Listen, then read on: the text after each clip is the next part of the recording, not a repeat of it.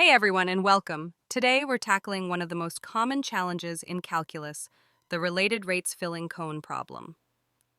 This problem might look complex, but the secret to solving it is our simple 5-rule game plan. We'll use that exact framework to break this problem down, step by step. Ready to dive into the cone problem using our 5-rule method? Let's go. Alright, let's put our 5-rule method into action. First, let's look at the problem statement. The problem: water is pouring into an inverted cone-shaped tank at a rate of 10 cubic feet per minute. The tank is 12 feet high and has a radius of 6 feet at the top. How fast is the water level rising when the water is 8 feet deep? This is our mission. As always, Rule 1 begins with a drawing of the scenario. Next, we assign variables to anything that's changing. The volume of the water is changing, so we'll call that V. The radius of the water surface is changing, so we'll call it R. And the height of the water level is changing, so we'll label that H.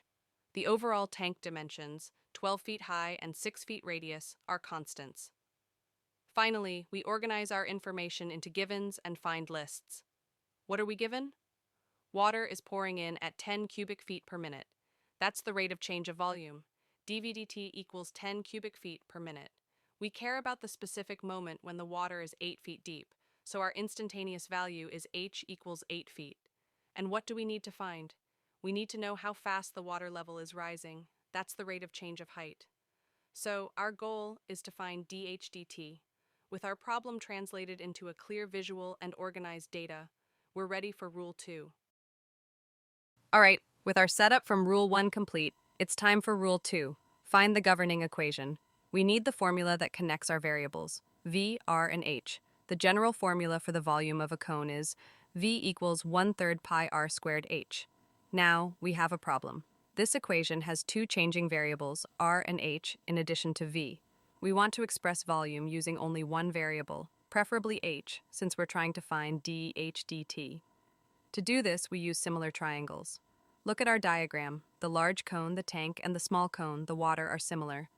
The ratio of the radius to the height must be the same for both cones. R over h equals radius of tank over height of tank. R over h equals 6 over 12. So R over h equals 1/2. From this, we can solve for R in terms of h. R equals 1/2 h. Now, we substitute this back into our volume formula.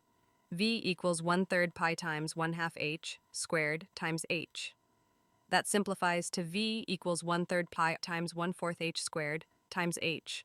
Our final, simplified governing equation, relating volume only to height, is V equals pi over 12 times h cubed. This is our static blueprint, ready for the next step. Now for the crucial calculus step. Rule 3. Differentiate with respect to time.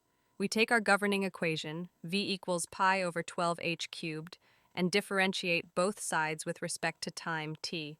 Remember, both v and h are functions of time, so we'll need the chain rule.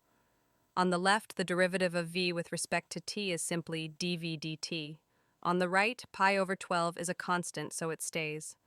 We differentiate h cubed using the power rule and the chain rule, 3h squared times the derivative of h with respect to t, or 3h squared dh dt. We can simplify the right side by canceling the 3 with the 12, leaving 4 in the denominator. Our final differentiated equation is dv dt equals pi over 4 times h squared times dh dt. This is our dynamic related rates equation. It directly links the rate of change of volume to the rate of change of height, which is exactly what we need. The conceptual work is done. Now we're at Rule 4, substitute and solve. We take our dynamic equation from Rule 3, dv dt equals pi over 4h squared dh dt, and we plug in the known values from our givens list in Rule 1. We know dv dt equals 10 cubic feet per minute, and h equals 8 feet. 10 equals pi over 4 times 8 squared times dh dt. Now let's simplify and solve for dh dt. First, calculate 8 squared, which is 64. Next, simplify 64 pi over 4, which gives us 16 pi. So 10 equals 16 pi times dH dt. To isolate dH dt, we divide both sides by 16 pi. dH dt equals 10 over 16 pi. Finally, we simplify the fraction 10 over 16 to 5 over 8. dH dt equals 5 over 8 pi. So, we have our numerical answer, but what does this number actually mean in the context of our problem? That brings us to our final rule. We have our number, dH/dt equals 5 over 8 pi, but as always, we're not done until we interpret our answer for Rule 5. Interpret and reflect. A raw number is only half the story. We need to consider the units and the sign to give it real-world meaning. First, the units. Our height was measured in feet and time was in minutes. So, our rate of change of height, dH/dt, must be in feet per minute. Next, the sign. Our calculated value, 5 over 8 pi, is positive. A positive rate means the quantity is increasing. Since h represents the water level's height, a positive sign means the water level is indeed rising. This matches what we'd expect when water is being poured into the cone. So, our complete, meaningful answer is the water level is rising at a rate of 5 over 8 pi feet per minute. We can also approximate this. 5 over 8 pi is approximately 0.1989 feet per minute. So, the water level is rising at approximately 0.2 feet per minute. And just like that, we've solved another related rates problem. And there you have it! From a complex problem about a filling cone to a clear, interpreted solution. We followed our powerful 5-rule guide. Visualize and organize, find an equation, differentiate, substitute, and interpret. This universal 5-rule method is your ultimate tool for conquering any related rates problem, whether it's ladders, cones, balloons, or shadows.